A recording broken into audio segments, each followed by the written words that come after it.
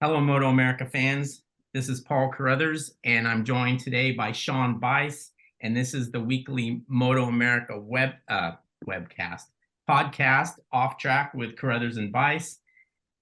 Today we have a special guest, and it's not a racer, it's not a crew member, it's a journalist, but a different kind of journalist. Kevin Cameron. A lot of you will know the name. A lot of you, I hope, have read his stuff because you'd be the better of it if you have. Uh, the guy studied physics at Harvard, for God's sake. So if he's not the smartest guy we've interviewed, he's got to be definitely close to that, Sean. Yeah.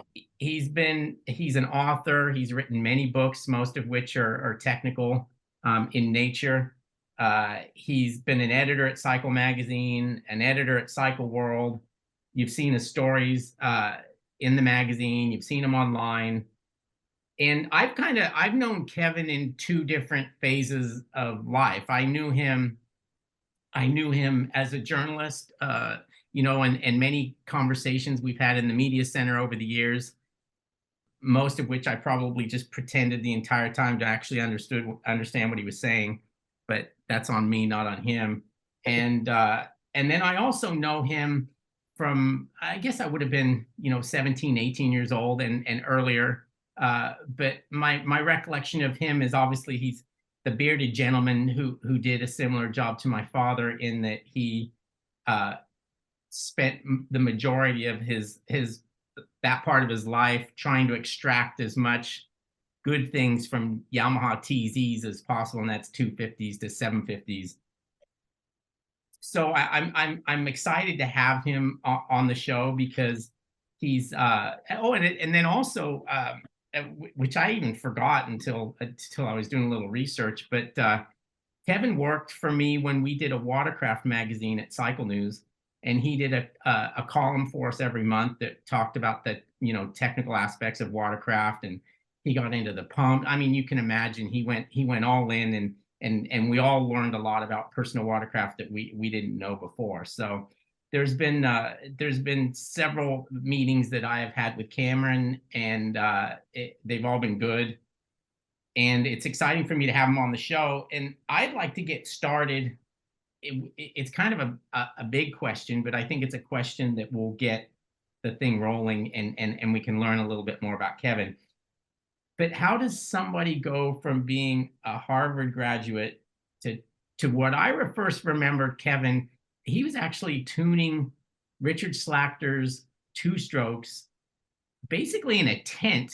And I want to say maybe Assen comes to mind, and a muddy field with a small tent and this bearded guy working on these TZs for Richard Slachter. First of all, Kevin, welcome to the show. And am I right in that recollection? And how did that happen? Absolutely right. What happened there was that we were hooked up with Crouser by Yamaha secret agent, and Crouser invited us to his place near Munich, and Schlachter and I went down there, and we were told, no talking. After breakfast tomorrow, I'll show you to your room. Just be quiet. And the next morning, we were ushered in, and we studied the 100 photographs of sidecar racing. Crouser had been involved with that very deeply in his life. And finally, he came in, and he said, "What do you want?" And it's usual in Europe in those days for the rider to speak and the hired help to remain mute. And poor Schlachter had never encountered anything like this. It's like you go for a job interview and the interviewer says, "Well," and you just gobble. So finally I said, "What we need is $2,500 a meeting." "Agreed," said Crouser, "to be delivered to you as follows." And the details were quickly arranged, and we were on our way. So what Krauser didn't like was seeing us in that tent working on the ground. He said, "This is unworthy of my money. You must do better." So when we went down to Italy, we bought the things that were missing so that we could put on a better show. And at each race, Krauser was not there, but one of his representatives would appear with the equivalent of 2,500 US in the local currency, for example, at Assen. And we quickly got used to that. But I had worked that number out on the back of an envelope as we drove through Bavaria. And we came over a hilltop, and two black military jets rushed overhead at quite low altitude. And I thought, oh, yes, well, the Cold War is alive and well. All right. So how did this is going to be a long answer probably, but how did you come to get involved in motorcycle racing from, as I said, being a Harvard grad? Well, the thing is, I probably didn't belong in university. I should have gone to one of those places that did a semester of practical work and then a semester of working out how to do better. I think university really wasn't for me. And the reason that I have this reputation for being able to explain in words things that are widely regarded as complicated is because that's how I explain them to myself. But in university, they want you to explain it with mathematics, and I wasn't real good at that. So I may have been at university on false premises because we were all building motorcycles in our college rooms. Take it into the elevator. Well, you have to stand it up on its hind wheel. Take it in the elevator, take it upstairs, get busy. And this was in the Boston area at the time. And most of the motorcycle shops in the Boston area were at least half staffed with people who were taking a year off from their PhD program because they weren't really sure that that was for them. I mean, those were the days when you got out of high school, there you were with your arms hanging down. You had to go to college because that was the next step. So I took it. But the two-stroke engine had always interested me, and I'd done a lot of reading. And in high school, there had been a local racetrack for micro midgets, and we built a few of those. So it was a natural. And a motorcycle, of course, will go in your college room. An automobile won't. That's right.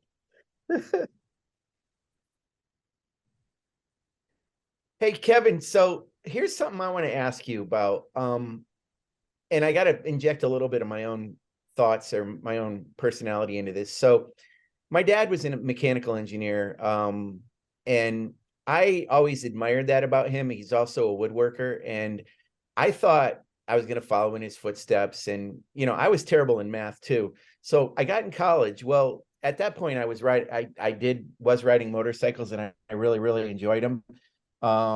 And it was the mechanical aspects of it. And I've even said to people, sometimes I don't even have to ride a motorcycle to admire it. I can sit there and look at it.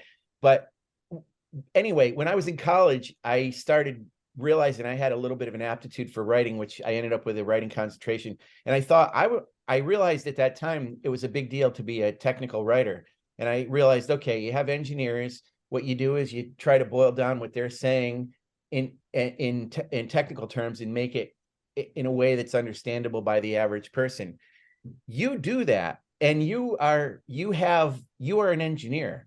So how is it that you have, I don't know if it's both sides of your brain working, but you not only understand the processes, but you also understand how to explain it to people that can perfectly understand it. And that's not easy for every engineer, but that's really defined a lot of what you've done over the years. And I'm talking from a journalism point of view, not just what you've done in the paddock. So do you realize that you're kind of special in that aspect, or what's your perspective on that? Well, I think first of all, I had a younger sister who's 7 years my junior, and she wanted everything explained. And I think I enjoyed physics because it explained things that were familiar to me. For example, I wrote a piece on boundary layer. Now, the boundary layer, that just sounds like, okay, I'm shutting off here. I'm going to think about girlfriends of long ago instead. But the boundary layer of a liquid, or should say a fluid, because it could be a gas or a liquid, it's the layer near a solid body where the molecules are slowed down by collision with that body, which is either moving through the fluid or in some other way creating a disturbance. And I realized when I thought about it, we've all had this experience. You get in the bathtub, nice hot bath, and it just feels great. And about the time that you're thinking about going to sleep, you realize that you're almost cold. Why am I getting cold? So you stir the water around and you feel better for a little while, but it doesn't last. So then you turn on the hot water. What's been happening is that the water in the bathtub, which is warmer than your skin, is colliding with your cooler skin and losing energy to it. You feel warm because you're getting energy from the water, but the water is losing energy and cooling off. So soon you're surrounded with a layer of cooler water and you're uncomfortable. This is the principle of a jacuzzi. The reason that those water jets are there is to blow that boundary layer off of your skin so that the nice warm water can make you feel like you're very comfortable. Where's my drink? Where's my sandwich? So that kind of thing, I seem to have a knack for analogies, but I don't think I could teach it to someone. You teach it, Kevin, you teach it every day. I mean, your articles that you write teach so many people. You know you're teaching. You don't know you're teaching. Are you telling a story? I know that it's of value to a lot of people because a lot of people have come forward and told me so. Right. And I think that's grand. And I tell them, thank you for helping me make a living. Because what happens when there's competition between motor racing and a family, the family usually loses. And I couldn't manage that. So I had to quit going, being a trackside guy and just be the journalist that I was for years and years and be there occasionally. I never went to every GP, not even in 1981 when I was with Schlachter, because I went home at about, I don't know, 2/3 of the way through that season. Why was that? Oh, well, I think riders are offered a lot of temptations, and Carruthers wanted us to be tightly focused on racing, and it was not easy for that to happen. We had some promising results, but we never put anything solid together. And I would say that in comparison with Irv Canada, Irv knew that the bike shouldn't start if it wasn't going to finish. And I'm afraid I wasn't that good at making them finish. I could make them fast. So things sort of came apart second half of the 1981 season, and I went home and Richard carried on with the helper that we had with Donnie Dove that we had with us by that time. And they went up to Sweden and, well, it's happened to the airlines. They say, okay, you're all fueled up. The wise pilot says, is that liters or gallons? And they didn't finish the Swedish Grand Prix because liters are smaller than gallons. Oh, yes. Oh, Well, it was tough all around. I felt badly about it, but I left them my liter beaker. Actually, it's a 4-liter beaker. And that should have solved the problem. But the easy way, of course, is always to fill the tank to the top. But I like to have the bike finish with the quart of gas in it, because otherwise, why put titanium fasteners on, and why not, bring a clipboard and work on your taxes going down the straightaway? Kevin, with you, this happens anytime I talk to you. I always have these things that I know I want to talk to you about, but what you say to us is what kind of propagates the next question.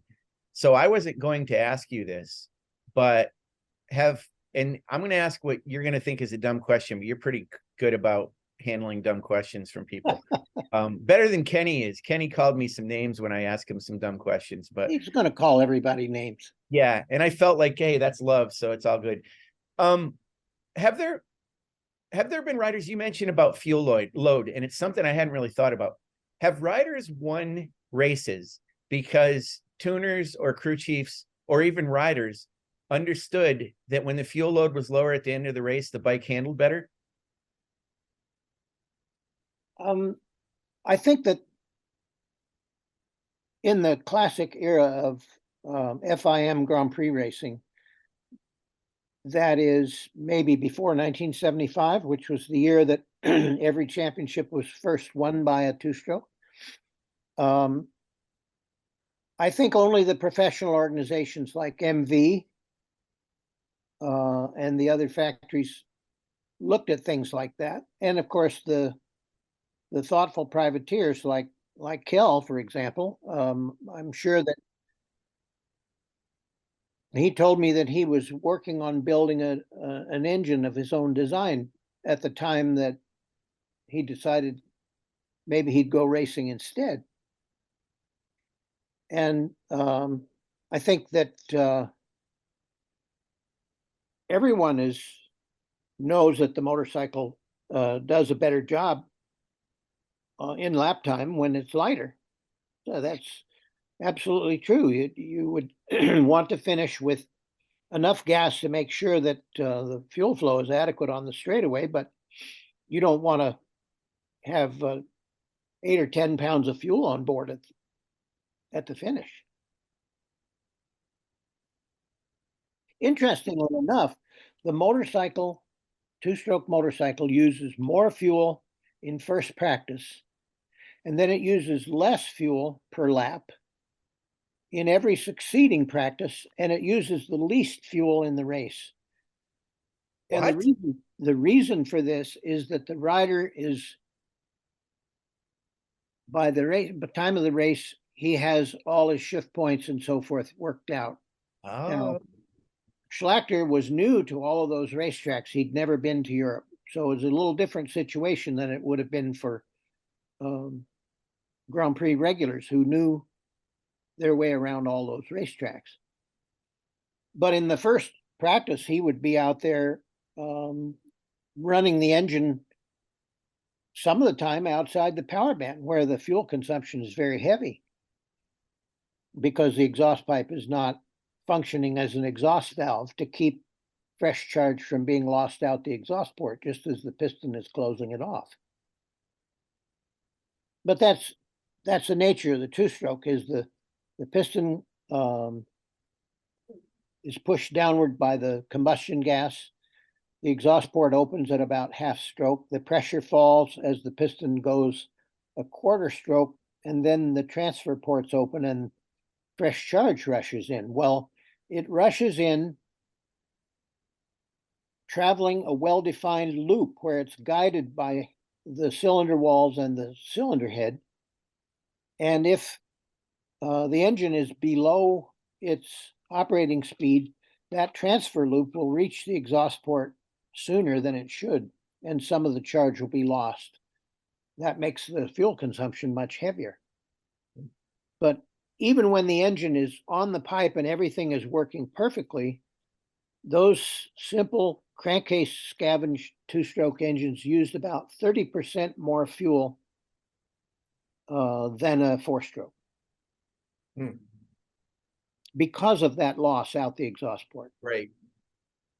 And the thing about the transfer ports and the timing of all of those things that are going on in the cylinder and the effect of the various lengths and diameters of the exhaust pipe is that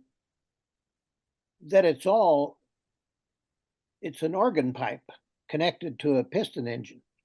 And so the power is never going to be any wider than, well, for instance, the TZ750, the torque doubled at 9,300. So that meant you couldn't ride through 9,300 RPM in a corner. It would knock you down because the torque jumping up like that was just too much. And that's why riders talked about, Mick Doohan talked about it, Mike Baldwin talked about it. Ride in the linear region, which is above the torque jump. That's where the pipe starts to pump air. On the TZ750, that was 9,300 RPM or so, and the engine might then peak at 10, somewhere between 10.3 and 10.5. Privateers always work their hardware harder, so Toomey pipes allowed you to rev your engine to 11, but it didn't widen the power much.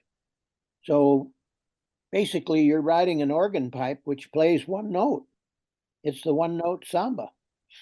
That's right. Now, that's not just a two-stroke problem, because the Manx Nortons that so many riders came up on in the 50s and 60s, they didn't run real well below 5,500. They called it megaphonitis, but what was happening was that waves in the exhaust pipe were interfering with the carburetor's ability to deliver fuel. So that if you tried to open the throttle at 5,000, you would get this gobbling and, whoa, did you want something? I'm not sure what it is.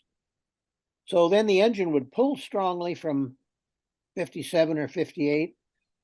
And then in the 50s, at least, it would be all done at 6,800. So once again, that's a pretty narrow power band. And that's why guys that had 4-speed Maxes paid extra money to get a foreign-made 5-speed or even a 6-speed. Because as everybody tunes on their engines, the power gets narrower and you need more gearbox speeds.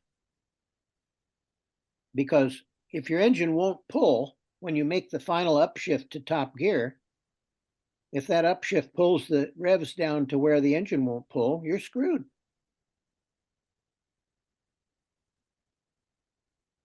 Okay, this is going to be a pretty, it'll end up being a question, but Okay. Obviously my father's education is a zillion times different than yours. His education as far as working on motorcycles came from him trying to make his own motorcycles handle better and go faster. And in those days, that was grinders and hacksaws and all the stuff that you also used. Sure. Are those days completely gone? Are those guys completely gone, or do they just work in a different way, obviously, than what they did back then? But you know, he was able to turn what he could do into a second career beyond racing. But I think a lot of that had to do with his experience from racing, so he knew how a motorcycle worked and he knew what he had to do to make it better. But in today's day and age, are those guys completely gone, or are they the guys behind the computer? I think this is the reason that Irv Canada was all done in 2005, was because the factories had decided, okay, these bikes that we've built are the equivalent of F-22s that cost $300 million a piece, and you are not going to take this F-22 to Barry Sheen's garage and saw the steering head off it and weld it back on at the angle that it should have been in the first place. Because the reason that Kell was so valuable to Yamaha was Yamaha didn't have the experience that he had. They only had engineers. And remember that Mathers at American Honda said, the closest we let the engineers come to our race bikes is the loading dock. He said, all right, here's the situation. The hay is mature and it's dry, but the sky is darkening and the baler is broken.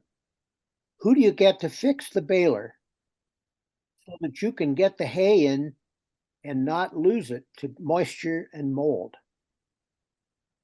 Said if you get an engineer for that job, he's going to take 6 months and write a report. Then you may get the baler fixed. So you get a farmer, because a farmer has experience with that baler and he knows the hay has got to be in the barn by 5 o'clock. So that's why all of those European teams had to have a practical man as crew chief, because he would say, all those bumps at Assen, we're going to have to run a little different float level. That straightaway at, what's that German track? It goes up through the woods. Nürburgring. We have to be a little rich because of the oxygen coming out of the forest. Wow. And sure, engineers could go in there with a percentage, a 5 gas meter, but they'd write a report.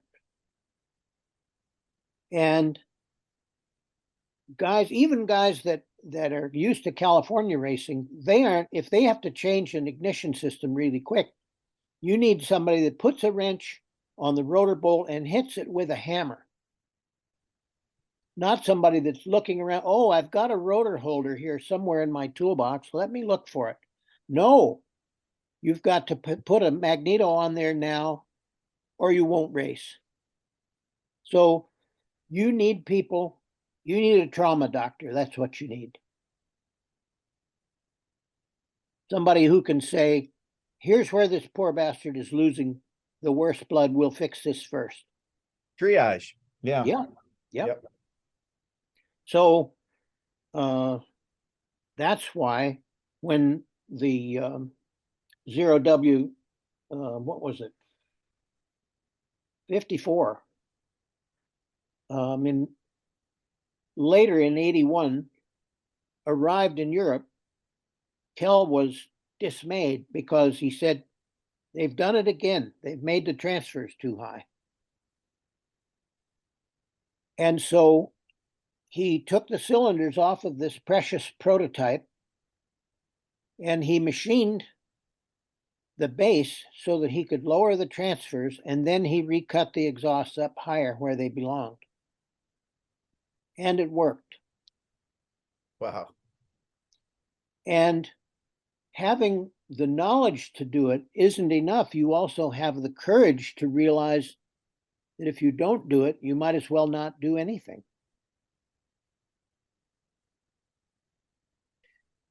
Kevin, I got to talk to you about something. My gosh, you just said earlier something that so the Nürburgring, because there was a forest nearby, and from I don't know what branch of science it is, but at any rate, plants give off oxygen and take in carbon dioxide. That's our nice synergistic relationship we have with plants. So you're saying if there's a forest nearby, there's a lot more vegetation that is giving off oxygen. Well, so people believe it. What's that? People believe it. I don't know if it's true. Okay. That I've never heard before. Wow, because obviously on a two-stroke, that's so important. Well, I guess it is on anything, but that. And when you talk to somebody who's been around GP racing years and years and years, somebody like Dennis Noyes, and you say, oh, well, the weather forecast, blah, blah, blah. And he then says, well, pulling out one of those incredible Spanish names from his memory, he says, you know, old so-and-so used to phone a friend who lived in this certain city because he knew that the weather they had would be the weather at Madrid or wherever in 8 hours. Wow. And we know also that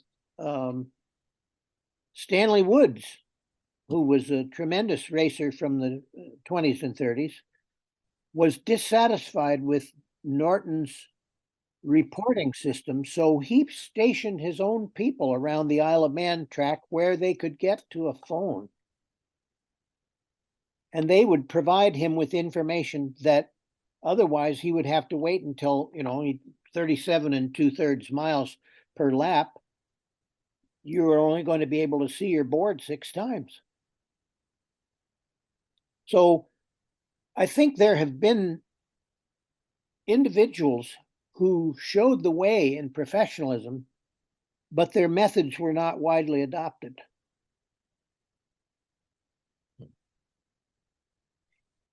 And I think this is one reason that motorcycle racing appeals to us so much more than, say, Formula One, because in Formula One, we know that there are maybe two or three teams that are serious racing, and the others are grid filler that have been arranged there, funded by internet monsters or Russian oligarchs or South American riders of the Pampas who have good for nothing sons that they want to have a good summer.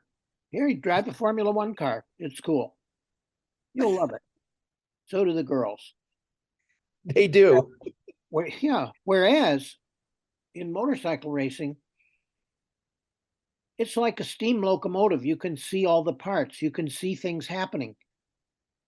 You can see them turning a bike that is just garbage after a crash. 20 minutes later, it looks brand new. But we've all seen the scramble that it takes to accomplish that. And I think it's the degree to which you can grasp motorcycle racing that is responsible for so much of its appeal. And characters like Kel and Irv Canada and Kenny Roberts, when he first rode the 0W54, he said, if this is all they've got for me to ride, then we can give up on the championship right now. And of course, he didn't win it that year either, but he came a lot closer. He won, for instance, at Monza in the rain. And afterwards, he said to me, the fastest bike wins in the rain because everybody tiptoes through the corners and the bike that's quickest down the straight wins. That's less true now that you can see the tremendous angle of lean with rain tires. This last one in Argentina, there they are with elbow and knee on the pavement. It's amazing. Yeah. It's incredible what they can do. Yep. Hey, Kevin, so I don't know, can you give us and give the listeners a little bit of your resume for people that might not know? And I mean, it's really, I believe you started at Cycle, then went to Cycle World, but there's a lot more to it than that. That's a pretty simplified version of your moto journalism background. Can you give us a little bit of that, where that started in it? And well, Cook Nelson was he went to Princeton. He came from an equestrian family, and he was expected to become a mounted gentleman of Maryland or what have you. And instead, he lived in a loft apartment in New York City and had a Harley fuel dragster in the apartment. So his approach to the magazine business was very different from the previous. He was going to turn it into readable consumer book of the modern type. And he decided that he wanted some kind of an insider in racing. And I had, for 1971, I wrote a thing called the working title was The Military Strengths of the Powers. A kind of an analysis of what the different race teams might bring to Daytona. And I sent one, I wrote it for Bob Hansen, and I sent one to Cook Nelson, and I sent one to Cycle World. The Cycle World one went in a circular file. Cook Nelson came to see me at the racetrack, and he said, I want you, this was 73, I want you to write the classic high school essay, What I Did Last Summer. And so I wrote a story about Cliff Carr and myself going racing with a barn job H2R 750 Kawasaki. And Nelson bought the story, and he bought other stories from me. So that was a kind of a start there. And he was, as I say, was at Cycle. And when both magazines belonged to the same organization, they decided to close out one of them, and Cycle got the axe. And that was what, October of 91. And I got a call that said, or was actually from Steve Anderson. He called and he said, you're going to be asked to continue with World, and you should ask for this bonus. And I said, actually, what I'm going to ask for is to join the middle class.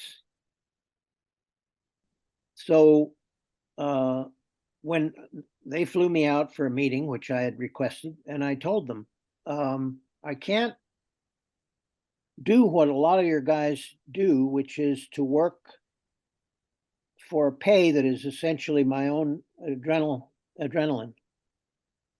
That's for younger people. I have a wife and a couple of children now.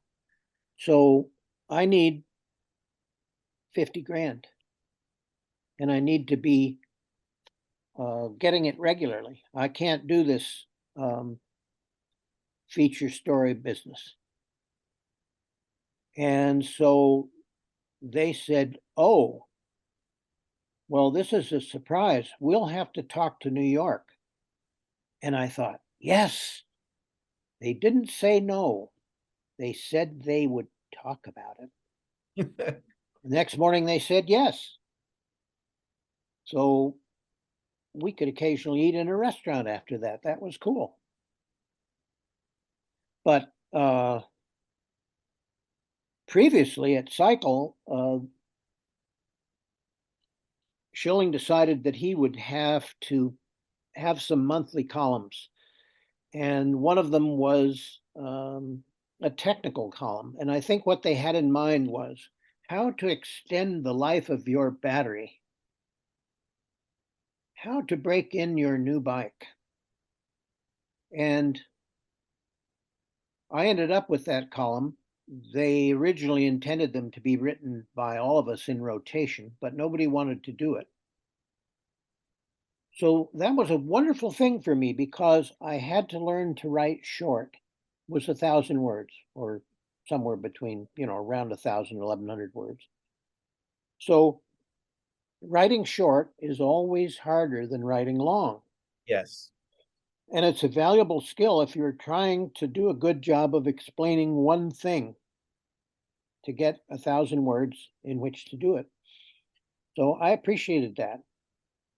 I had a lot of fun with the column. Was called Top Dead Center, TDC. Yeah. Did you come up with that name, Kevin? No, that was their deal. Okay. I'm not good with titles anyway. But at one point when I was still with Cycle, Schilling was a couple of months behind with my checks, and I said, what about this? Can't we have some agreed time that a check would go out. For example, when you buy the story, I get the check. Oh, well, mumble, mumble. And I had some inkling of what a terrible thing it was for poor Phil to have that magazine dropped on him when Cook Nelson gave 2 weeks' notice. Because Phil was like Lieutenant Bush in the Hornblower series of naval epics. He didn't want to be in command. There was a wonderful cartoon that was put on Phil's door at one point that showed the tropical island paradise, 2 palm trees, and a hammock slung between the trees. And Phil, absolutely rigid, is lying in the hammock, touching it only with his heels and the back of his head. Phil just didn't want to be editor-in-chief. So I thought, well, I'm going to write something for Cycle World, and I did. And Phil called me on the phone and he said, "Splutter, splutter, what's going on?" And I said, "These guys pay promptly." "Well, we can do that." "Well, why didn't you?" So I never thought of myself as having a head for business or being a boardroom negotiator, but I needed that money, so I made a couple of plays, and it went from there. One big difference, of course, between Cycle and Cycle World was at Cycle, the feature was 2,500 words, and it was easy to, come up with 2,500 words on the Cosworth, the terrible Cosworth twin. But over at World, it was 1850, then it was 1500, then it was 1350, because my new editor, David Edwards, was visually oriented, and I could understand that. I mean, we all like a picture book. And the way to get adequate number of pictures in is to cut down on the, it's like racing at Daytona, all that droning between the start and the finish. What do? Eat more of those burgers. Well, there's all that droning in a magazine article. Blah blah blah, piston speed, mumble mumble, squish band, etc. So now we're seeing this as a deliberate policy in MotoGP, is that they're seeing that Formula One is having considerable success with never mentioning the word tire again. David Edwards at one point forbade me ever to use the word chatter in his book. Oh, I've heard that, Kevin. There are guys in the paddock that won't let you say chatter. It's crazy. Yeah. Yeah. So, in fact, when Kenny Roberts agreed to write something for one of my books, a foreword, I guess, and he said, "Actually, why don't you write it and I'll sign it?" And so I said, "Well, I'll send it to you and see if you can sign it." So I sent him a first try, and he said, "You don't mention chatter anywhere. You got to mention chatter." So I was delighted with that. Kevin, so I want to describe you. I've never told you this, and my knowledge and understanding of you comes from years and years of reading your stuff, and then finally having the absolute pleasure of meeting you. And then when I get to see you, talking to you, and now I've called you, and I think you're a national treasure. I really do. But I want to say something. Whenever I ask you, well, how do I put this? Whenever I read one of your stories, your columns, or whenever I come up to you and speak to you, it feels like in both cases I'm coming in on a conversation that's already going on. And unfortunately, I have to leave the conversation before it's done. And it's the same way when I read your stuff. It's the same way when I talk to you. Does that make any sense to you? Well, the thing is that we've all dealt with similar problems.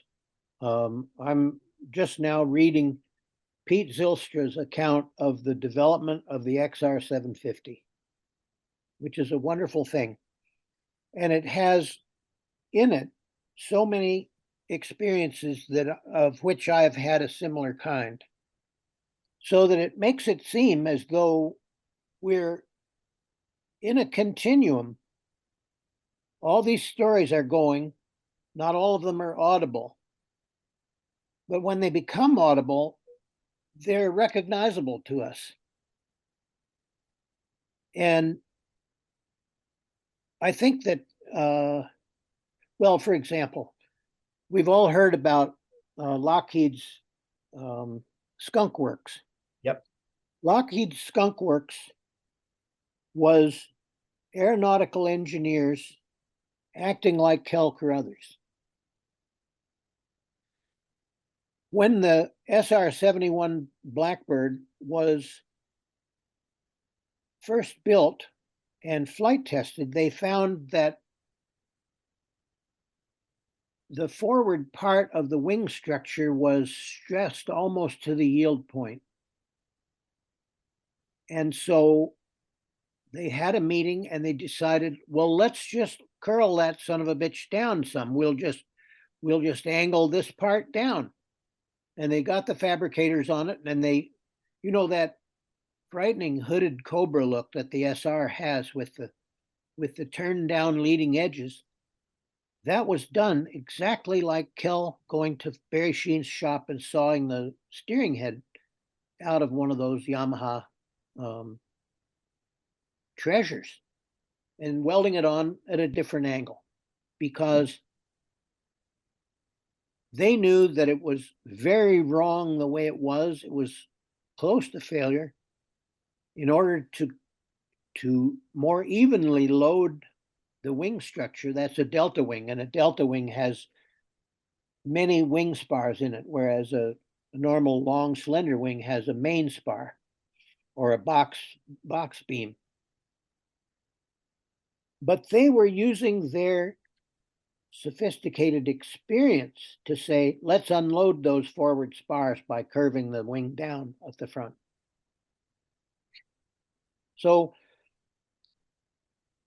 I immediately feel a kind of, I've been there, I know about this kind of craziness, but I think that what offended Irv Canada about modern MotoGP is that it has become more formulaic. Oh, well, we're at such and such a track, then we have to use this setup. And we have to remember that the normal distribution of intelligence in the human species is also present in the garage area. There are some really smart people there. There are competent people. And then there are people who are facing too many choices and don't know what to do about it. And I think we saw that this past weekend in Argentina, that some people were out there on the racetrack just spinning and not knowing why. And other people were finding that, like Miller, they shortened the wheelbase like any good dirt tracker would do when you don't have grip. And they had grip.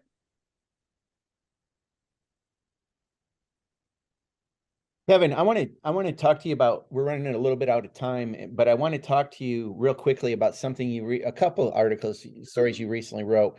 One of them was very interesting, and Paul and I kind of share the same thing, and I think you do too. This advent of baggers, and we're like, what fresh hell is this when it started, right? And then we're like, oh, wow, okay, look at these guys. Look how fast they can go. Look at how much their lap times are going down. Look at the lean angle. And you touched on a lot of that in your article. But the one thing that really got me was the one that was the follow-up about when you said you kind of compared it to the birth of Superbike. And that really hit home for me, because they did look at those early Superbikes as bizarre contraptions, probably the same way we do on those baggers. Can you talk a little bit about that analogy that you did? Because I thought it was brilliant as everything you do, but spot on to, and really, really contemporary to what we're dealing with right now. Well, I think for example, there have been people, 28-year-olds who made a lot of money in the internet, and then when the internet bubble burst, they lost all their money, and they were very upset about it because they'd seen the tide come in, but they'd never seen it go out. And I think that when you look at MotoGP, it looks like the World Bank. You know, it's this smooth, professional-looking facade, but it has to come from somewhere. And we all know that Carmelo and Mick Doohan were talking about it, and Doohan said, "What the hell? Give him a leader." And that's the informality behind the formality. The AMA had the sense in 1985 to run the 200 as a superbike race because the bikes had matured enough to finish. But if they'd tried to do it in 1980, they might have had 5 machines running at the end, because those early bikes were not well adapted to racing. They were 1960s chassis, tires, and suspension with 135 to 150 horsepower engines in them. And the rider, it was up to the rider. Hey, see what you can do with this, man. And the results were pretty spectacular sometimes. So when those big leader bikes started to hit the market, people naturally went racing with them. And remember, Cook Nelson referred to Pierre de Roche as Pierre de Dit, because he never could get his carburation right. He had so many carburetors and so many setups and so many ideas. And that's why Rob Muzzy said, work on any one thing until you get it about 80% right, because by that time, something else needs your help more. And so there was a beginning in sort of private experimentation, people building hot street bikes. Let's put a cam in this Z1 and see if we can break the taillight lens quicker. And that became heavyweight production in the AMA. They thought we'll have a class for RD 350s, and we'll have to include one for these new Kawasaki's and Suzuki's. But people liked the class. Soon it turned into the premier class in the US. And the Japanese saw that those motorcycles that they were building in the 70s were unsuitable as racing, as a basis for a racing class. So the next street bikes they built were much more capable, starting with the Honda Interceptor and the Yamaha Seikas and the Kawasaki Ninjas and what have you, Suzuki GSXRs. And people immediately began racing those new and more competent bikes. And the result was Supersport. This is what all the regional organizations did. They said, these people want to race these bikes. Let's have a 600 class. Let's have a 750 class. And we won't let them do a bunch of modifications because we want to have lots of entries. And it was tremendous for a while. So I see these classes coming into being as a result of what ordinary folks owning motorcycles are doing. Souping up their bikes, racing them with minimum modifications like brake pads, tires, alternative suspension, but no living on the dyno and trying to develop the way they were doing with those big super bikes in the 70s and early 80s.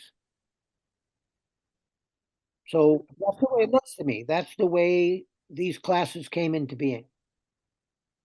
Sean, you know those conversations you said you've had with Kevin, and you always feel like it's not, you have to leave before it's over? Oh, totally. Yeah, that's what it is. We have to leave before this is over, because Zoom will basically pull the plug on us, and I don't know what happens when that happens. I don't know if we lose what we have. So we need to wrap it up, Kevin. It's funny, I've always envied Kevin, because I feel like I'm pretty good at telling people what happened, but technically I don't have the ability to tell them why it happened. And that's what I think is the thing I look forward to with Kevin when I read something, is he can look back at a motorcycle race and tell me why things happened based on technical reasons that I wouldn't ordinarily know. But Yeah. the one time that he did make my day, I used to write a silly watercraft column every month. And one time he told me that his wife loved my watercraft column. And Wow. That's right. That- That's absolutely right. so I may not have impressed every member of the Cameron family, but I did impress his wife. So I'm going to take that Awesome. and run with it. But Yeah. Kevin, it's been awesome having you on the show. And we say this to a lot of people, that we need to have them back. But with you, we seriously need to have them back, have you back. And I probably need to upgrade my Zoom subscription so that I can go longer than an hour, but it's all we've got at this point. Sure. Kevin, will you come back on with us? Oh, Of sure. course he will. Yeah. Fun. Love it. Anyway, it was a pleasure. I enjoyed every second of it, as I know Sean did as well. So again, thanks for joining us, and we'll see you down the road at one of our races. Well, thanks for the opportunity.